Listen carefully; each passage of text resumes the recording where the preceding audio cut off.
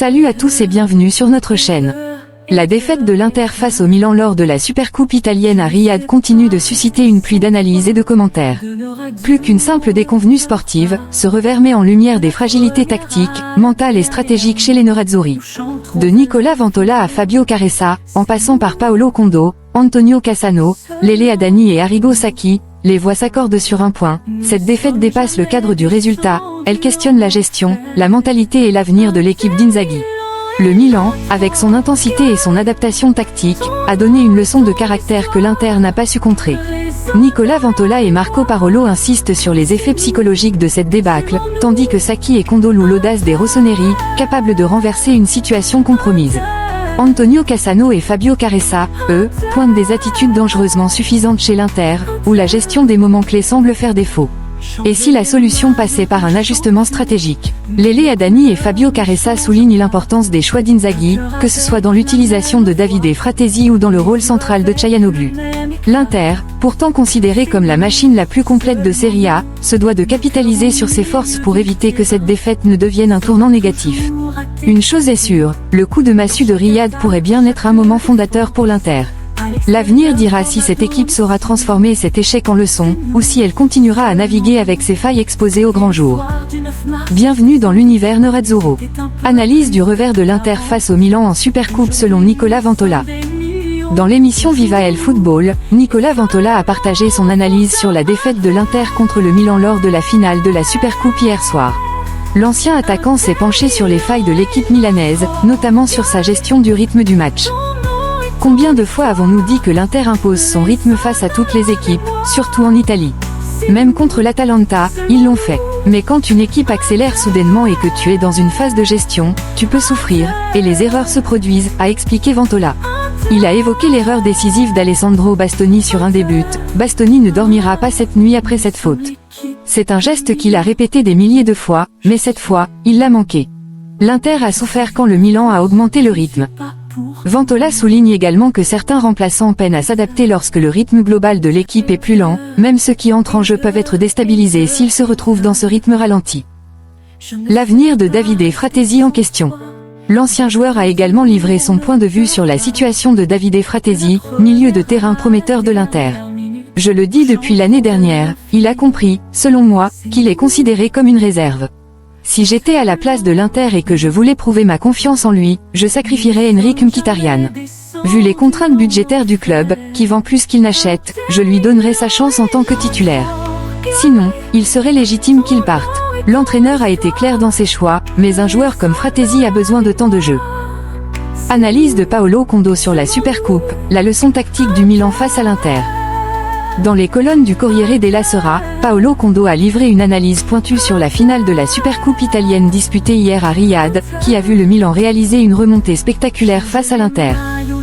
Quand les entraîneurs nous disent que les chiffres des schémas tactiques importent peu et que c'est l'attitude qui fait la différence, ils font référence à ce que le Milan a accompli hier de manière extraordinaire, commence Conde, en soulignant l'impact de l'approche mentale et stratégique des rossoneri. Une finale sous haute tension. Conde décrit un moment clé du match, où l'entraîneur de l'Inter, Simone Inzaghi, criait « Ils ont 4 attaquants ». Constatant l'audace tactique du Milan dirigé par Conceição. Avec plus de lucidité, l'Inter aurait pu exploiter les espaces laissés par la formation désorganisée de Conceição. Mais c'était une finale, et à ce stade, l'outsider rossonero était prêt à tout pour renverser la situation, écrit-il. L'analyse met en lumière la performance éclatante de Rafael Leao, véritable moteur du Milan, notamment sur l'action qui a conduit au 3e but signé Tammy Abraham. Ce coup fatal a plongé l'Inter dans une désillusion profonde. Sur le score de 2-0, l'Inter se croyait intouchable, maîtrisant cette finale de manière opposée à sa demi-finale contre l'Atalanta. Contre Bergame, c'était une grande équipe portée par un petit Lautaro. Hier, c'était une petite équipe avec un grand Lautaro, mais cela n'a pas suffi. Une défaite à gérer. Conde conclut son analyse par un avertissement. Maintenant, il faut tirer les leçons de cette défaite. Ce genre d'échec peut ébranler une équipe en profondeur. Il appelle l'Inter à « poser des sacs de sable aux fenêtres », une métaphore pour signifier la nécessité de renforcer les bases mentales et tactiques afin de ne pas laisser cette désillusion détruire leur saison. Antonio Cassano, inquiétude pour l'Inter après la débâcle en Supercoupe. Après la défaite cinglante de l'Inter face au Milan en finale de la Supercoupe, Antonio Cassano n'a pas mâché ses mots dans l'émission Viva el Football. Son analyse soulève de sérieuses questions sur l'avenir des Nerazzurri et leur capacité à rebondir après ce revers. Des limites tactiques et un rythme trop lent. Cassano a d'abord pointé du doigt le manque d'adaptabilité tactique de Simone Inzaghi. L'Inter est une équipe tellement forte qu'elle peut gagner à n'importe quel rythme. Elle l'a montré contre l'Atalanta, une des équipes les plus difficiles à affronter, avec un 4-0 en août puis un 2-0 récemment. Mais face à des équipes coriaces, l'entraîneur a du mal à changer les choses. Inzaghi fait des remplacements poste pour poste, ce qui n'apporte pas de réelle dynamique. Il prend l'exemple de l'entrée de Christian Aslani après la blessure de Hakan Çalhanoğlu, une décision qui n'a pas fonctionné, et évoque d'autres joueurs qui n'ont pas su faire la différence dans ce contexte. Même Piotr Zielinski est entré très mal. Quand vous êtes à 2-0 ou 2-2, ce n'est pas toujours facile pour les remplaçants de donner beaucoup. Pour Cassano, le problème principal de l'Inter réside dans un rythme de jeu résolument lent. Il estime que cette approche est compensée par des individualités qui sauvent souvent l'équipe, mais face à des adversaires d'élite comme Barcelone ou Liverpool, cela ne suffit pas. En comparaison, il salue le cœur et la combativité du Milan, qui a surmonté la fatigue malgré une journée de repos en moins. Une défaite qui pourrait marquer un tournant. Cassano ne cache pas son inquiétude quant aux répercussions de cette défaite. Perdre en encaissant 3 buts en une demi-heure, c'est un coup dur. J'espère que non, mais cela peut être compliqué de se relever. Une certaine incertitude pourrait émerger. Le cas Fratesi, une opportunité manquée. Concernant Davide Fratesi, Cassano est catégorique, il doit quitter l'Inter.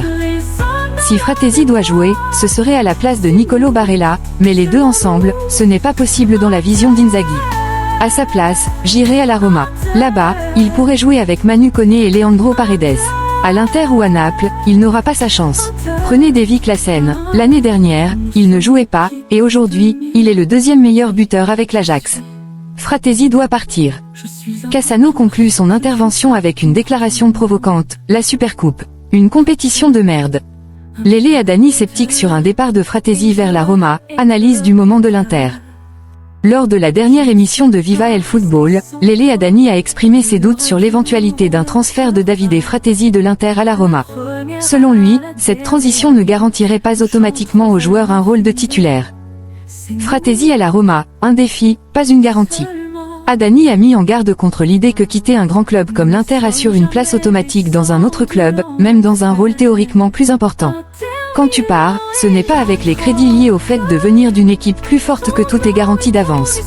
Ça ne fonctionne pas comme ça, a-t-il expliqué. Il a évoqué les difficultés de certains joueurs établis dans l'équipe romaine, citant des noms comme Mats Hummels, Leandro Paredes et Lorenzo Pellegrini, qui ont été écartés à plusieurs reprises.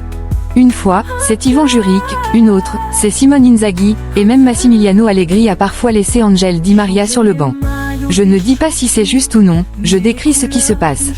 Si Fratesi arrive, il devra s'adapter à la présence de joueurs comme Manu Koné. L'Inter, un statut d'équipe dominante à assumer. Adani a également abordé la situation actuelle de l'Inter, qu'il compare à la Juventus de l'époque de ses 9 scudetti consécutifs. L'Inter est traité comme la Juve de cette époque, quand tu es beaucoup plus fort, tu pars toujours favori. Pour lui, l'Inter doit impérativement capitaliser sur son potentiel. L'Inter dépend toujours d'elle-même. Hier encore, Mike Maignan a été parmi les meilleurs sur le terrain, mais cela montre que l'Inter doit constamment habiter dans la surface adverse. Ce n'est pas une question de manque d'occasion ou de tir au but. L'analyse doit porter sur ce qui fait que l'équipe peut parfois perdre le contrôle dans des situations où elle est censée dominer. Des attentes élevées pour une équipe de grande valeur.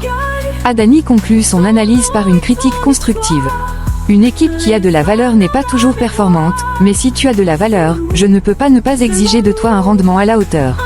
Sinon, il y a des responsabilités à prendre. Arrigo Sacchi, le Milan mérite sa victoire, l'Inter doit mieux gérer ses avantages. Dans une analyse publiée par la Gazzetta dello Sport, Arrigo Sacchi revient sur la spectaculaire victoire 3-2 du Milan contre l'Inter lors de la finale de la Supercoupe. Selon lui, ce match a offert un grand spectacle et de précieuses leçons pour les deux équipes milanaises.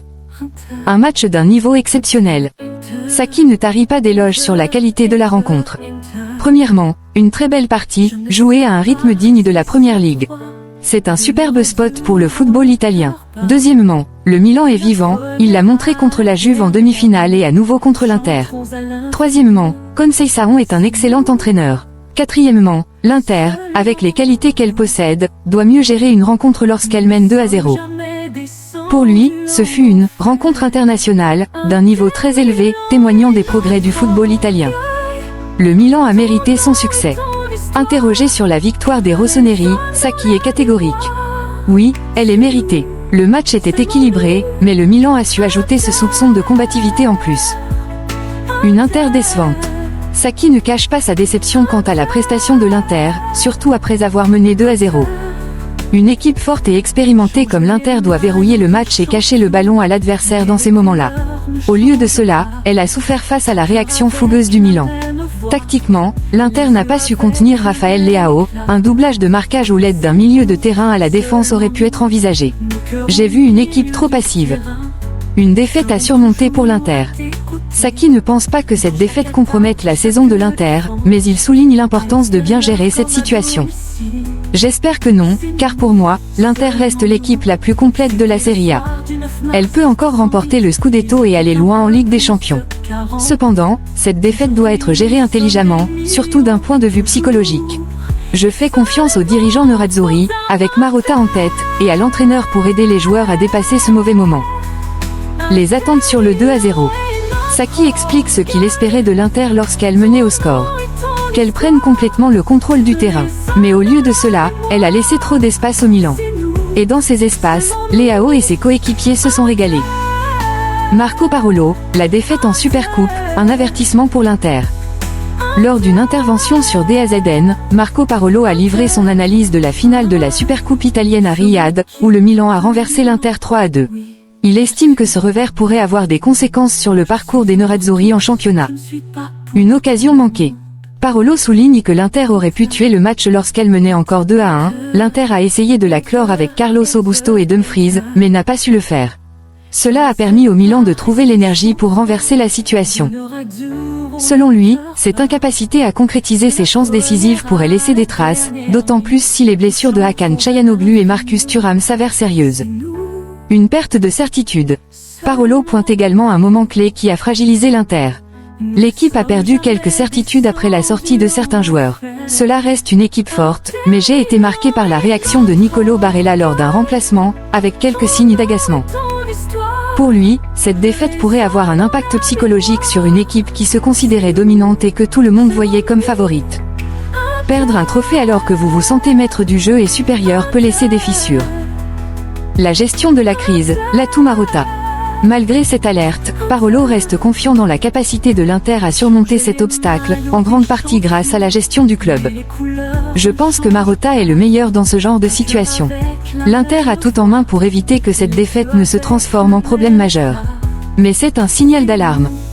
Fabio Caressa, l'Inter a sous-estimé le danger et l'a payé cher. Sur sa chaîne YouTube, Fabio Caressa a analysé la défaite de l'Inter face au Milan lors de la finale de la Supercoupe italienne à Riyad. Malgré ce revers douloureux pour les hommes de Simone Inzaghi, le célèbre journaliste sportif n'a pas manqué de saluer la performance d'Alessandro Bastoni tout en soulignant les problèmes de mentalité et de gestion au sein des nerazzurri. Bastoni, un pilier malgré la défaite. Fabio Caressa commence par un éloge à l'égard d'Alessandro Bastoni, qu'il considère essentiel à l'Inter. L'Inter a perdu le derby, mais je mets Bastoni dans le top 11 des 18e et 19e journées. C'est un joueur fondamental. L'Inter s'est désorienté après qu'il a pris une balle au visage. Ce n'est pas le seul facteur, mais cela reflète combien la tête compte dans ce genre de match. Il observe un changement net dans l'attitude des nerazzurri après le 2-1 du Milan. L'Inter s'est rapproché de celle des premières journées de championnat, une équipe qui manquait d'application défensive. Depuis le 4-4 contre la Juve, ils avaient promis de faire l'effort supplémentaire pour leurs coéquipiers. Mais hier, en menant 2-0, ils ont cru que c'était terminé. Quand le match s'est ravivé, ils avaient déjà coupé le courant et n'ont pas su réagir. L'importance de Çalhanoğlu et les limites d'Aslani. Caressa insiste ensuite sur le rôle clé de Hakan Çalhanoğlu au milieu de terrain, et l'écart de niveau avec son remplaçant, Christian Aslani. Certes, l'Inter a pris l'avantage sans Çalhanoğlu, mais c'est lui qui dicte le rythme et fait monter l'équipe correctement. Avec tout le respect pour Aslani, on parle de deux catégories différentes, l'un projette le jeu vers l'avant, l'autre regarde derrière. Quand Çalhanoğlu est absent, ça se ressent, sauf si Inzaghi trouve une solution innovante à l'avenir. Une mentalité à revoir. Pour Fabio Caressa, la principale faiblesse de l'Inter est mentale. Dans ce derby, l'Inter a lâché mentalement. Ils se sont sentis trop sûrs d'eux, un peu supérieurs, une attitude qu'ils ont parfois eue cette saison. Cela vient probablement du fait qu'ils ont dominé le championnat l'année dernière. Ce sentiment d'invincibilité les rend aveugles face au danger, ce qui entraîne des relâchements et des buts encaissés. Des performances à la baisse. Caressa souligne également les performances en déclin de Yann Sommer, le gardien de l'Inter. Les chiffres le confirment, Sommer n'est pas au niveau de l'année dernière. Cela, combiné à des baisses de tension récurrentes, a conduit à ce qui s'est passé en Supercoupe. Une leçon pour la suite. En conclusion, Fabio Caressa estime que l'Inter doit tirer des enseignements de cette défaite. Si l'Inter veut rester compétitive, elle doit retrouver son application défensive et une meilleure gestion mentale. Sinon, d'autres revers comme celui de Riyad risquent de se répéter. Merci d'avoir suivi cette vidéo. À très bientôt, et Forza Inter. Aujourd'hui nous sommes des milliers.